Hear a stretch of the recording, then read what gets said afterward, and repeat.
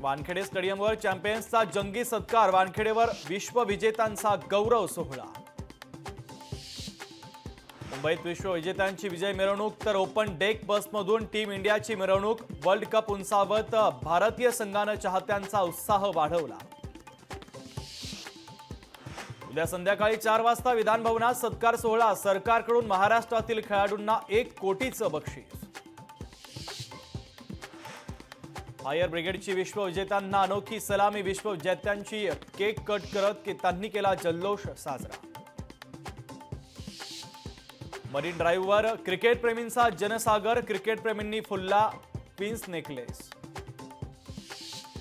भ्रष्टाचाराचे खोटेनाटे आरोप केल्याचा अजितदादांचा आरोप, निवडणुकीच्या तोंडावर अजितदादांची जनतेला भावनिक साथ, अजितदादांवरील आरोपांवरून विरोधकांचं भाजपला सवाल।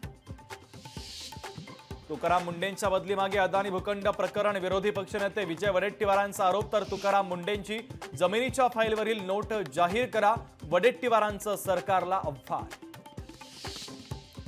उद्यापासून विरोधी पक्षनेते अंबादास दानवे सभागृहात दिसणार, अंबादास दानवेंचं निलंबन 5 वरून 3 दिवसांवर। हाथरसमधील चेंगराचेंगरीनंतर भोलेबाबा फरार, भोलेबाबा सीसीटीव्हीमध्ये कैद, हाथरसच्या चेंगराचेंगरीत तब्बल 121 जणांचा मृत्यू। राज्य मंत्रिमंडळाची बैठक पुढे ढकलली, विधान भवनात 5 जुलैला 2 वाजता होणार बैठक।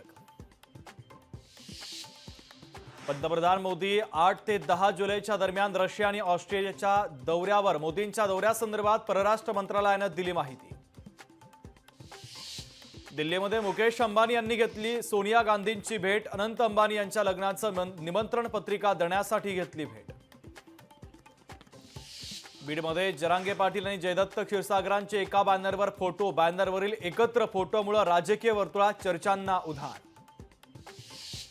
मुंबईतील गिरणी कामगारांसाठी बांधलेलं संक्रमण शिबिर धोकादायक, अतुल सावे मंगळवारी करणार पाहणी।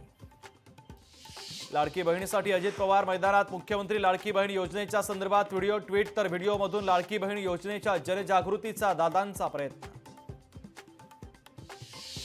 गेल्या 2 वर्षांपासून डोंबिवलीकर अनियमित पाणी पुरवठ्यामुळे त्रस्त, पाण्यासाठी महिलांचं ठिय्या आंदोलन।